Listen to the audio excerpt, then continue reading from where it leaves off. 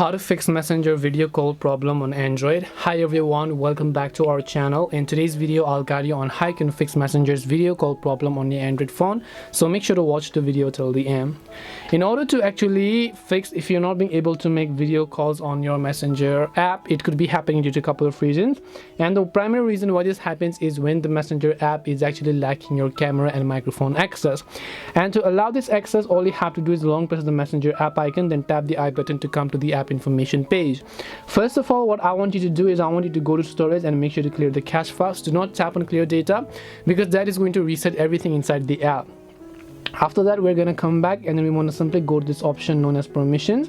When we go to permissions, here you can see camera. You want to make sure to tap on it and tap on allow while using the application. And again, you can come back and then just tap on microphone, and inside microphone as well, you want to make sure to select allow while using the app to make sure the Messenger app has required permissions.